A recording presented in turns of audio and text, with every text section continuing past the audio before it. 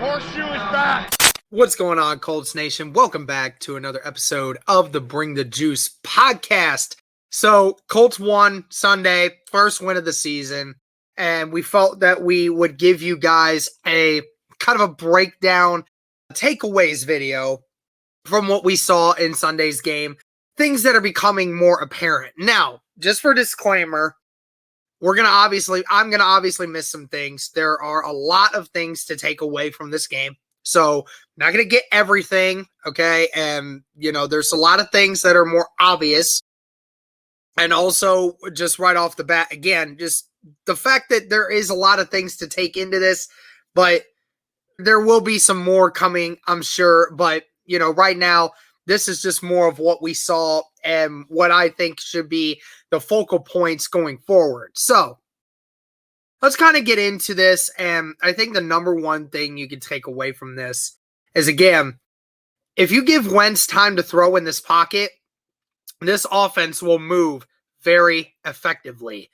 I've seen all kinds of people over the spectrum yesterday stating Wentz was okay, Wentz was great, Wentz was bad, Wentz was good. I'm all over the place. I've seen lots of people be everywhere on the spectrum, okay? I've already given my opinions on this, and I felt like he had a very good day, okay? I understand right off the bat, did miss some throws that, again, is going to have to get fixed, okay? Missed Pascal over the middle. He missed Michael Pittman in the red zone. There are some stuff there, and he took that, I think the first sack, or no, it was the second sack that he took. That was his fault, didn't quite get out of the pocket, and there were people open. That sort of thing needs to keep getting better, okay? Obviously, he's not been perfect, and he's not been explosive in any stretch, but I felt that with what I saw. And again, you guys can keep saying, oh, this Miami team is so bad. It's so bad. It's so bad. This Miami team still had gone multiple games in a row of getting an interception. Okay. They are still good in the secondary from what we've seen. Okay. And Carson Wentz, outside of a fluke interception in week 2, has not been turning the ball over. This might be the least aggressive Carson Wentz that we have seen in all of his years. Now, that's not saying that's a bad thing.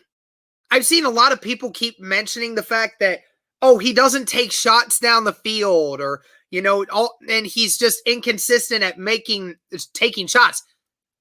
I've seen multiple plays where he's throwing the ball 20 plus yards down the field. Okay. He made 3 of them yesterday. Okay, I mean, there's not really direct quote here that you can say he's not doing things right. The thing he is doing, he's being accurate. He's being efficient. Okay, outside of the third week where everybody was kind of stating that he shouldn't have been playing in that game to begin with because of how bad his ankles were and it was affecting his accuracy and his movement. Carson's been completing nearly 70% of his passes this season, outside of week 3. So, I mean, he's been effective.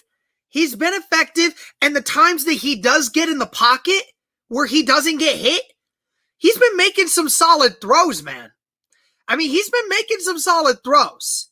Do I think that we could afford to move down the field a little more with the passing game? Yeah, I think that we could. I just think the issue is it's not just Wentz that's the problem with that.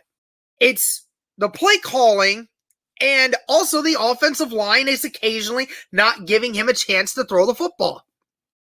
I mean, Wentz is getting rid of the ball in 2.6 seconds, okay? That's not that bad. That's average is 2.5, okay? So it's not like Wentz is holding onto the ball way too long, which, again, a lot of you like to keep complaining that he does. I'll give you the credit that there has been a few sacks and a few QB hits this year that he's taken that have been on him. But the majority of it has been on the offensive line. And what Wentz has been able to do and escapability and what he's been able to do on the run, Carson Wentz with a clean pocket can do so many great things for this offense. They need to continue to develop it because Carson Wentz has been good this year, and they need to keep going given the circumstances. You hope that this team gets healthy this week. And another quick snippet takeaway. It's not really one of my takeaways that I had planned for this video, but I'll mention it now. No injuries coming out of Sunday. None. Reich stated that everyone was healthy coming out of it.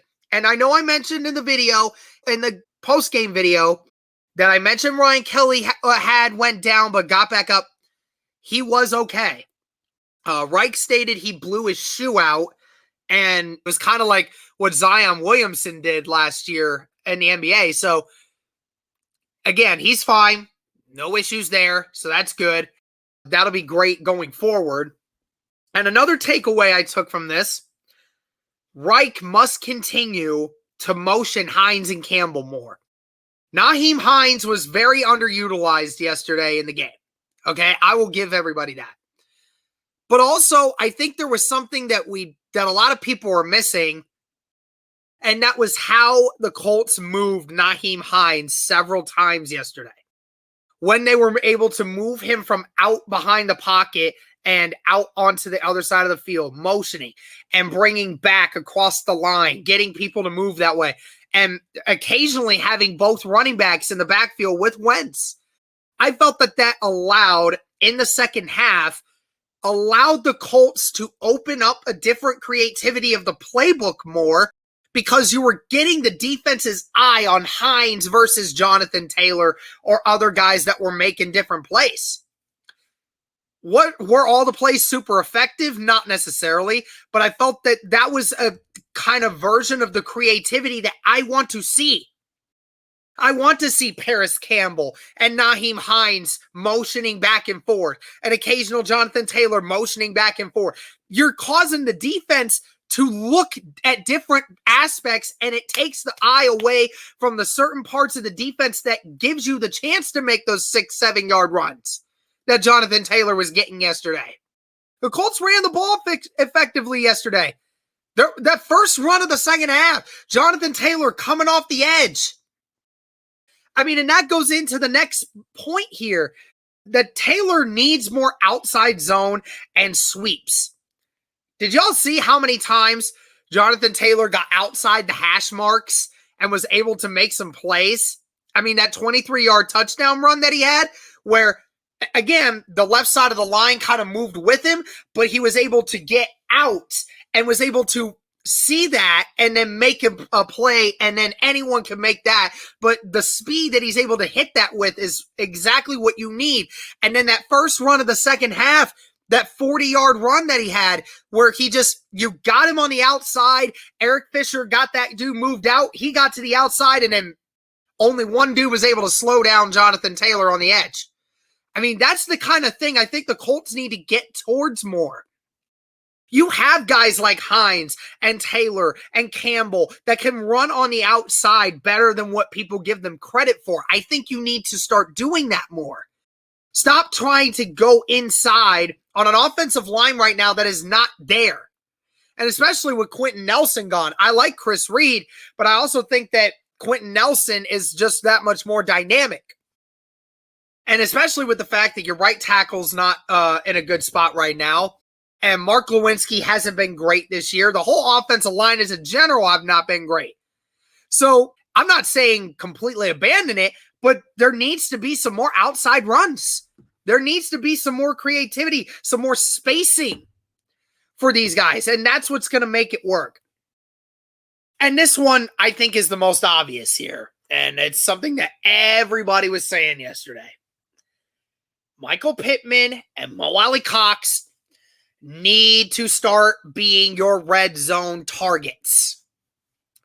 You can't go any more games without at least throwing the ball one time to Michael Pittman or Mo Alley-Cox in the red zone.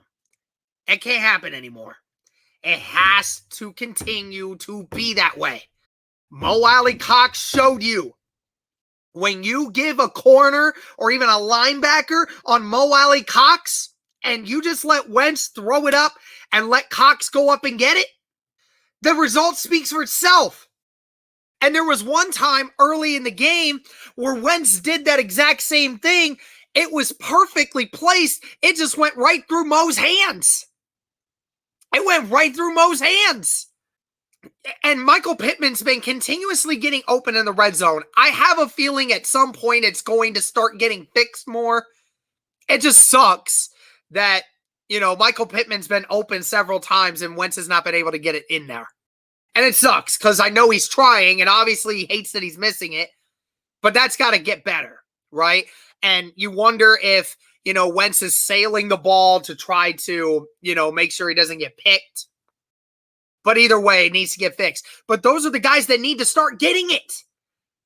I went crazy in the live stream Sunday saying, this is what I want. This is what we've been missing, is that. Mo Alley Cox and Michael Pittman need to be your future guys in the red zone, and that needs to start now. Another thing. Defense needs to keep ramping up pressure and different looks. I mean, obviously we're going against the Miami offense where their offensive line was trash. They couldn't run the ball on us. And we were getting constant pressure on Jacoby Brissett for most of the game. That's what we need to do every game, is start getting more pressure on guys. And when we face Lamar Jackson, something's got to start. Something's got to go. Because I don't know if y'all been watching the Ravens, but Lamar Jackson's pocket passing this year has been pretty dang good. So we're going to have to do something on him, man. We just got to do something. Great job by Kamoko Toure yesterday to get the sacks. Good job by Grover Stewart getting in on the action as well. I think that was a good thing for those guys. Also, another thing, this team's making way too many mental errors. Way too many mental mistakes. First one, Nyheim Hines fumbling the football on the punt return. First one. And it gave Miami a free 3 points. It would have been 7 against any other better offense. That's the kind of stuff we can't just keep having, man. We just can't keep doing that to ourselves. And then the penalties in the red zone, obviously the mental mistakes from Wentz making bad throws when they were right there in front of him. The offensive line continuously just getting blown up and making bad blocks and dropping the ball still as well. Mo Cox dropped the ball. It went right through his hands. It would have been a touchdown. Paris Campbell would have been a 40-yard catch. Went right through his hands. Michael Pittman had one yesterday. That kind of stuff, that needs to start getting fixed. That stuff we can't keep doing if we want to win games against good teams. Because good teams will take advantage of stuff like that. And then we right now currently are not good enough to stop that. If we don't start beating ourselves, then we have a good chance of beating these teams. And then again, that goes into the next one, and it's the last point. This team, when it gets healthy and it shores up a lot more of these mental errors, this team can be very good. This team can be very good. This offense has shown it can move down the field. We're going to get T.Y. Hilton back probably in a couple of weeks. We'll get Quentin Nelson back hopefully soon. The defense starts getting healthier in the secondary.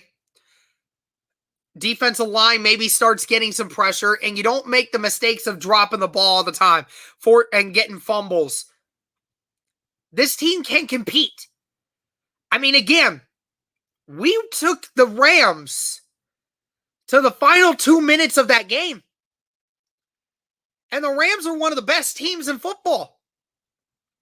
Now, granted, just got practically beat up pretty good by the Arizona Cardinals, who, by the way, we have to play later in the year. But at the end of the day, guys, we can compete against all these teams. We just got to stop beating ourselves, and we got to get healthy. And when we do, hopefully, again, like I said at the beginning of the video, no new injuries. That could be a blessing. We get an extra day also for Monday Night Football. We get an extra day. Who knows? The guys start getting healthier. Leonard says he's feeling better. It's still taking a little bit, but he says he's feeling better. The ankle's starting to get there. You know, hopefully these secondary guys are ready for next week. Hopefully your offensive line is back to being mostly healthy. So, you know, all of these things, there's a lot more things I could take away from that game Sunday. And there's a lot more things that I could mention. But again, Carson looked good yesterday. The Colts actually ran the damn ball. And it actually worked when they got Jonathan Taylor doing it. And defense was able to make plays.